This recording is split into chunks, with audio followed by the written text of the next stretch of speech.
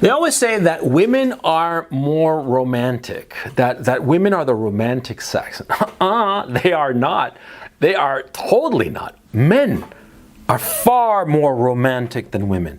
Far and away more romantic. And the fact of the matter is that men's romanticism plays against them so badly. You don't believe me? Fine. Let me ask you the following question. You're a guy, right? 97% of my audience are men.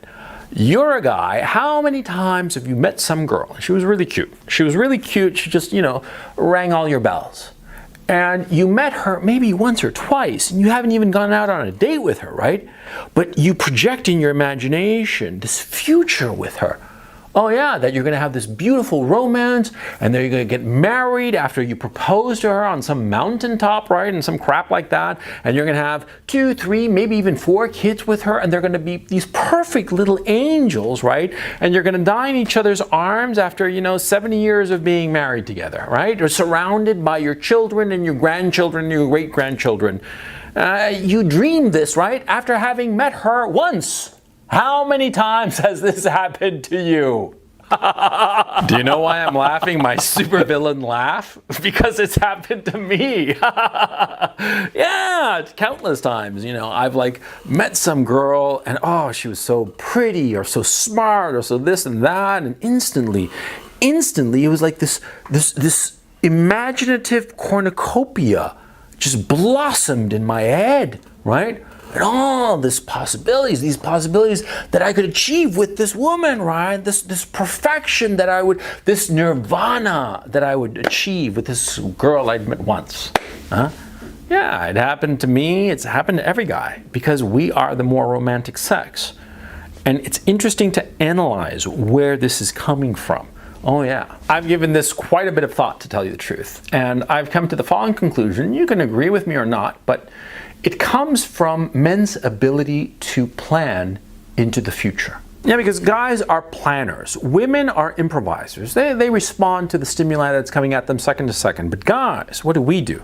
We plan stuff. We plan into the future. We decide, okay, we're going to go out and hunt a woolly mammoth, right? And so we start planning, well, how are we going to hunt the woolly mammoth? Well, we need 5 guys to go out and hunt it. And the 5 guys have to have spears, and we got to have maybe a big net, right? And the guys have to be relatively strong, so we go and put together the team, and we go off across the savannah to hunt the woolly mammoth, right? Yeah, that's how we think. We are planners. And it's not just, of course, the woolly mammoth. It's everything in life. We plan stuff. And how can you possibly plan stuff? By imagining it. By imagining the future of that plan, of how it's going to happen. Yeah, because you're thinking to yourself, I want to hunt the woolly mammoth. I want to set up a business. I want to climb Mount Everest. Whatever your objective is, you imagine that objective out in the future. You imagine this picture-perfect thing that you have out there in the future. And you work backwards, figuring, what do I need to achieve this goal that I have? This vision. How do I get to this vision of being on the top of Everest? How do I get to this vision of having slain the mastodon and having a boatload of meat to eat for the next month or so? How do I get there? And you work your way back and thinking, I need this, and that.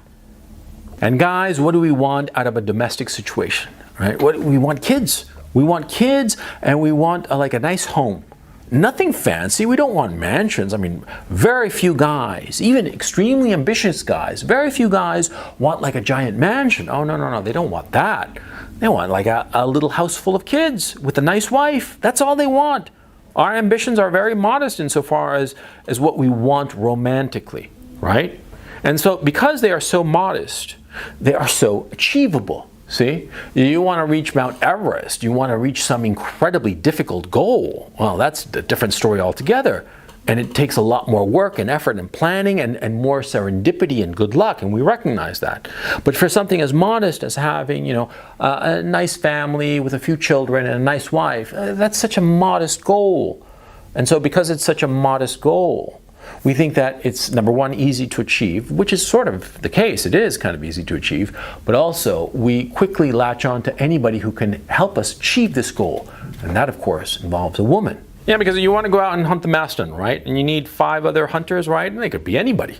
You can go up to 5 different guys and maybe they turn you down because they're going to go off and hunt the brontosaurus or whatever, right? And so you find some other guys. It doesn't matter. But with having a family, you need a woman. You need the one woman. Yeah? And so every time you come across some girl that might potentially fit the bill, you imagine this possibility of what you want in your heart. Because this image that you have in your heart, this goal that you seek insofar as your domestic life, domestic comfort, you have this image in your heart. Often as not, you might not even realize it, but you're dreaming about it and you're thinking about it. Just as you're thinking to yourself that, in the future you want to have a well-paying job that pays you 6 figures or whatever. You have this goal, whether you articulate it to yourself or not, and you come across some girl who might be the one to do this, and instantly your imagination transports you in the direction of this nirvana, the direction of this image that you have in your heart. And you figure that this is the one, and you realize that it can only be with one. It's not like hunters going off to get a astronaut. You can't just replace them. It has to be the one girl. And that's why you meet some girl and you think, this is the one. This is the one. This is going to be the mother of my children. Oh yeah, I can feel it. I can sense it. Oh yeah, I've met her only one time. The one time we talked for maybe 2 minutes. But oh yeah, she's the one. She's the girl who's going to, be the mother of my children and hold me in her arms when I pass along from this mortal coil at the ripe old age of 80 after, 50 odd years of marriage. This is the one. I know it. I can feel it in my bones. Yes, it's like a sign from God. There goes my supervillain laugh once again. But you see my point. You see what I'm trying to tell you here. See, it's your own desire, your own ambition that makes you romantic. Okay, that's what's going on. Your ambition clouds your judgment and makes you see things that aren't there. More often than not, what happens a lot of times is that, you meet some girl, yeah, and she's very attractive or whatever, and you have this vision, this vision of where you see yourself with her, and you become all romantic and fall in love with her, quote unquote. But what happens is that you fail to see the woman that you have in front of you. You fail to see her defects. You fail to see that maybe she has some qualities that you respond to and makes you imagine things, imagine this domestic nirvana that you're seeking, right? But at the same time, she has these defects that you are blind to. And these defects that you are blind to are the reason that it's not going to happen with this girl. Yeah, it happens all the time. I mean, you and I know this, right? It happens all the time. You fall in love with some girl that you barely know. You have all these romantic illusions. And what happens? It turns out that she doesn't want the same things that you do. Or maybe it turns out after a while you realize what a horrible person she is. Oh yeah, she's cute and smart and attractive and all. But she's a horrible person. You wouldn't want her to be the mother of your children. On the contrary. Huh? Yeah, it happens all the time. And what does that do to us as men? It makes us feel disappointed. It makes us feel embittered. It makes us feel angry. Angry at women. Angry at women as a group, as a species. Angry at the fact that we are failing to find this love of our lives. Yeah, romanticism can make you bitter. Yeah, that's something that guys often don't even realize, but it's the truth. A lot of the most bitter men, the guys who despise women the most, the guys who are frankly misogynist, and I don't say that lightly. You guys know that I think that these calls for misogyny all the time are so much bullshit. But in this case, yeah, these guys who are out and out misogynists, who hate women, right? More often than not, it's out of disappointment. And this disappointment, where does it come from? More often than not, it comes from themselves, see? Because they allowed their imaginations to be fueled by these romantic daydreams. Romantic daydreams that could not be fulfilled by the women that they met, for whatever reason. Maybe the women fell short. Maybe the guy's dreams are just too impossible. They are too impossible and too fairy tale-like to ever happen in the real world. And this fuels bitterness and anger, and often hatred for women. And again, I don't say this lightly. but it's the truth. Yeah, because there's nothing more bitter than seeing a dream die. You have some dream, whatever it is. Some dream of your profession, some dream of your romantic desires, your desires for domesticity, you know, children and wife and nice house and all the rest of it, yeah? And you see this dream die, or you see that every time you try to achieve it, it fails. And so, of course, you're going to become bitter. And of course, you're going to become angry. And this is a tragedy, because it's you who are making yourself bitter by having an illusion that is impossible to achieve. I am a wildly romantic guy. Oh yeah, I have wild romantic daydreams, or I used to at any rate. Now I don't have them. Not because I've grown older, but rather because I've learned to control them, okay? These romantic daydreams, these dreams where you meet some girl for 5 minutes and project out into the future things that are really impossible to achieve. Yeah, when I was young, I had those all the time. And a lot of young guys have them all the time. You have to rein them in. You have to control them. You have to be realistic. Because you see, we guys have hope in our hearts. Hope is what drives us forward. We think that the future will be better than today. And it's because of hope, because of this belief that the future will be better than today, that we work and suffer and sacrifice. And many times, most times, things are better in the future. Yeah, and that's the beauty of our civilization, by the way. Our civilization is such at this point that if you truly strive for something, often as not, you will better the situation that you have today. Tomorrow will be better than today. And this is a wonderful thing. This is why we have the civilization that we have. Because everything we see around us, the buildings, the automobiles, the planes in the sky, they all reinforce the same message that tomorrow will be better than today.